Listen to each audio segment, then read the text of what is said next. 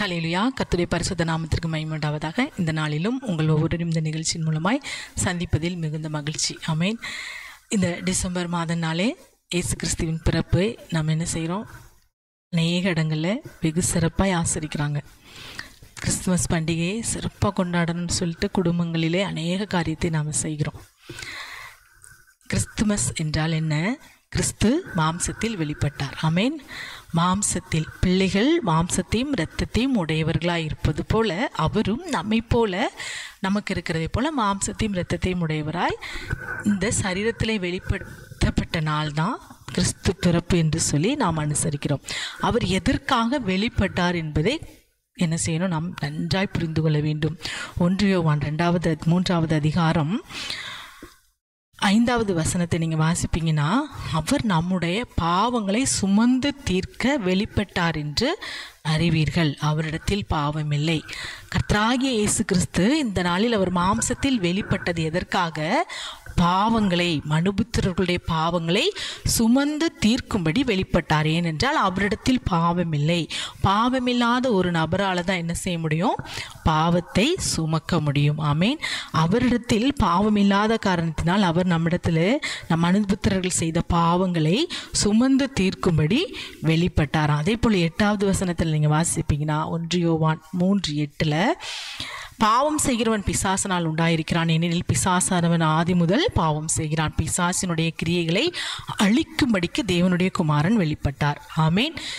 பாவத்திலே மாட்டியிருக்கிற மனுஷர்களுடைய பாவங்களை சுமந்து தீர்ப்பதற்காகவும் அவர் வெளிப்பட்டார். பிசாசின் கிரியைகளை அழிக்கும்படிக்கும் வெளிப்பட்டாராம். ஆமேன். இந்த வசனத்தில் நீங்கள் இந்த அதிகாரத்தில் நீங்கள் இடத்துல வாசிப்பீங்கன்னா, பாவம் செய்கிறவன் பிசாசினால் உண்டாயிருக்கிறான், அதே பரிசுத்தமாக இருக்கிறவங்களும் கர்த்தருடைய பிள்ளைகள் என்று நாம் பார்க்கிறோம். தேவனால் பிறப்பவன் எவனும் பாவம் செய்யான், அவன் என்ன செய்வான்? நிலைத்திருப்பான். கர்த்தருக்குள் நிலைத்திருக்கிற பிள்ளைங்க என்ன செய்ய மாட்டாங்க? அவங்க பாவம் செய்ய மாட்டாங்க. பாவம் செய்கிறவன் எவனும் அவரை காண்பதும் இல்லை, அவரை அறியவும் இல்லை. இன்றைக்கு ஆமேன். பாவம் செய்கிற பிள்ளைங்க இயேசுவை காணவும் இல்லையா, அவரை அறியவும் இல்லை என்று சொல்லி வேதம் சொல்கிறது. ஆமேன். அப்போ இன்றைக்கு அநேகர் மறைமுகமான பாவ பழக்க வழக்கத்தில் இன்றைக்கு பிடிப்பட்டு இருக்கிறவர்கள் கூட கர்த்தர் மாம்சத்தில் வெளிப்பட்ட இந்த கிறிஸ்து பண்டிகை என்ன செய்கிறாங்க? கொண்டாடுறாங்க. ஆமேன். அப்போ இன்றைக்கு நமக்கு ஒரு நல்ல தெளிவான அறிவு என்ன வேண்டும்? பாவம் செய்கிறவங்களுக்கும் கர்த்தருக்கும் சம்பந்தமே இல்லை என்று சொல்லி வேதம் சொல்கிறது. ஆமேன். பாவம் செய்கிறவர்களாம் யாரால் உண்டாக்கப்பட்டவர்களாம்? பிசாசினால் பாவம் செய்கிறவன் பிசாசினால் உண்டாயிருக்கிறான், ஏனெனில் பிசாசானவன் ஆதி முதல் பாவம் செய்யும்படி மனிதர்களை தூண்டுகிறான். அந்த பிசாசின் கிரியைகளை அழிக்கும்படி தான் வந்தார். ஆனால் நாம் தேவனால் பிறப்பவன் எவனும் பாவம் செய்ய மாட்டான், ஏனென்றால் அவனுக்குள்ள அந்த தேவனுடைய வித்து இருக்கிறதானால் அதனால் அவன் தேவனால் பிறந்தபடியினால் பாவம் செய்ய மாட்டான் என்று சொல்லி நாம் வேதத்தில் பார்க்கிறோம். அப்போ இன்றைக்கு நம் தேவனால் பிறந்திருக்கிறோமா இந்த உலகத்தில்? இல்லை, பாவத்திற்கு அடிமையாகும்படி பிசாசினுடைய ராஜ்யத்தை நிரப்பும்படி நாம் பிறந்திருக்கிறோமா? பிசாசினுடைய ராஜ்யத்திற்கு போகும்படி பிறந்திருப்போம் என்றால் நம் பாவத்திற்கு இன்றும் என்ன செய்வோம்? அடிமைகளாகவே தான் இருப்போம். தேவனை அறிய மாட்டாங்க என்று சொல்லி வேதம் சொல்கிறது. ஆனால் இன்றைக்கு அநேகர் பெரிய பெரிய பாவ பழக்க வழக்கத்தை துணிகரமாய் செய்து கொண்டு கூட கிறிஸ்து பிறப்பை நாங்களும் கிறிஸ்தவர்கள் என்று சொல்லி அனுசரிக்கிறவர்கள் அநேகர். இந்த பிசாசின் கிரியைகள் என்னென்று பார்த்தீங்கன்னா 1 யோவான் 2:16 மாம்சத்தின் இச்சையும் கண்களின் இச்சையும் ஜீவனத்தின் பெருமையும் உலகத்தில் உள்ளவைகள் எல்லாம் பிதாவினால் உண்டானவைகள் அல்ல, அவைகள் உலகத்தில் உண்டானவைகள், பிசாசினால் உண்டானவைகள். ஏதா மாம்சத்தின் இச்சை, ஜீவனத்தின் பெருமை, கண்களின் இச்சை. மாம்சத்தில் ஒரு இச்சை, தங்களுடைய சரீரத்தை குறித்து ஒரு இச்சை, மாம்சீக காரியத்திலே ஒரு இச்சை. அதே போல் ஜீவனத்தின் பெருமை, கண்களின் இச்சை. கண்கள் பார்க்கிற காரியத்தில் இச்சை, ஜீவிக்கிற காரியத்தில் ஒரு பெருமை, பெருமையான காரியங்கள் வாழ்க்கையிலே.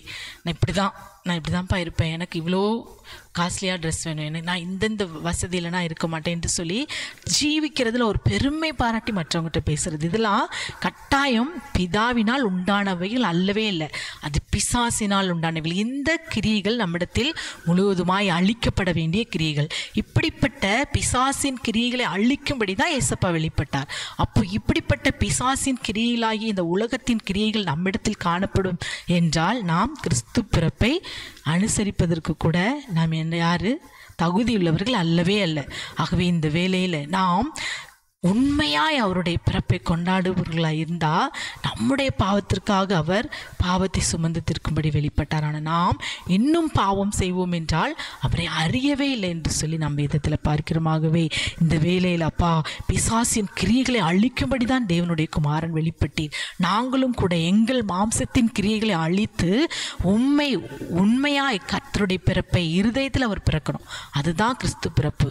ஏதோ ஒரு நாள் டிசம்பர் 25 அல்ல, ஒரு நாள் அவர் பிறந்தார். அது எதுன்னு நமக்கு திட்டமாக சொல்ல முடியாது. ஆனால் அவர் பிறந்தது உண்மை. அந்த பிறப்பு வெளிப்புறமாக இல்லாதபடி கிறிஸ்து நம் ஒவ்வொருடைய உள்ளத்தில் என்றைக்கு பிறக்கிறாரோ அதுதான் உண்மையான கிறிஸ்து பிறப்பு பண்டிகை. ஆகவே இந்த வேளையில் நாம் அதற்கு நம்மை ஒப்பு கொடுப்போம். பிசாசின் கிரியைகளை அழிப்போம். பிசாசின் கிரியைகளை அழிக்கும்படி தான் ஏசப்பா வெளிப்பட்டாங்க. அப்போ நம்மிடத்தில் கிரியை செய்கிற, நம்முடைய அவயங்களில் போர் செய்கிற அந்த மாம்சத்தின் இச்சைகளை நாம் என்ன செய்யணும்? இந்த நாளில் அவருடைய ஆவியினால் ஜெயிக்க வேண்டும். ஆமேன். மாம்சமும் அவைகளின் நிச்சயம் என்ன செய்யும்? ஒளிந்து போகும். தேவனுடைய சித்தத்தின்படி செய்கிறவனோ என்றென்றைக்கும் நிலைத்திருப்பான். நாம் என்றென்றைக்கும் நிலைத்திருக்கும்படியான ஒரு வாழ்க்கை வாழ வேண்டும் என்றால் நாம் இந்த கண்களின் இச்சை, ஜீவனத்தின் பெருமை, இப்படிப்பட்ட உலக காரியத்தில் ஒரு பெருமை பாராட்டி வாழ்கிற அந்த வாழ்க்கையை நாம் அறவே ஒழித்து விட வேண்டும். ஆகவே இந்த வேளையில் இப்படிப்பட்ட பெருமைகளாக எங்களுக்கு வேண்டாம்ப்பா.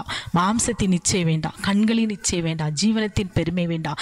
இதெல்லாம் உம்மால் உண்டானது அல்ல, அது பிசாசினால் உண்டானது. இந்த பிசாசின் கிரியைகளை ஒழிக்கும்படி தான் நீர் வந்தீர். அந்த கிரியைகளை நாங்களும் ஒழித்து நாங்கள் உமக்கு முன்பாக பரிசுத்த வாழ்க்கை வாழ நீர் கிருபை செய்யுங்க என்று சொல்லி இந்த வேளையில் நாம் உண்மையாய் கண்களை மூடி ஜெபிக்கலாம். அப்பாவுமே நாங்கள் நன்றியோடு ஸ்தோத்திரிக்கிறோம்.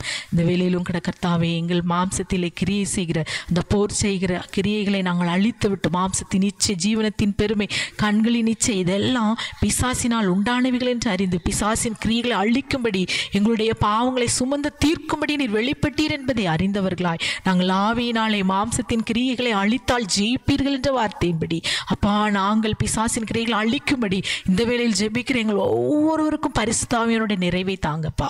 இயேசுவே உம்மை ஸ்தோத்திரிக்க நாங்கள் உண்மையுள்ள கிறிஸ்து பிறப்பை எங்கள் உள்ளத்தில் அப்பா ஏற்றுக்கொண்டு அதை நாங்கள் அப்பா அனுசரிக்கிற பிள்ளைகளாக இந்த வேளையில் எங்கள் ஒவ்வொருவரையும் மாற்றும். ஜெபிக்கிற எங்கள் ஒவ்வொருவருக்கும் அந்த குணங்களை தந்து எங்களை ஆசீர்வதிங்கப்பா. இந்த நிகழ்ச்சியை கேட்டு என்னோடு ஜெபித்து தீர்மானத்தோடு ஜெபிக்கிற பிள்ளைகளுடைய வாழ்க்கையிலே என்றென்றைக்கும் நிலைத்திருக்கும்படியான ஆசீர்வாதத்தை இந்த நாளில் கட்டளையிடுங்க. பெரிய காரியங்களை செய்யுங்க. சகல துதி கன மகிமை உமக்கே செலுத்துகிறோம். இயேசுவின் நாமத்தில் ஜெபிக்கிறோம் நல்ல பிதாவே. ஆமேன், ஆமேன்.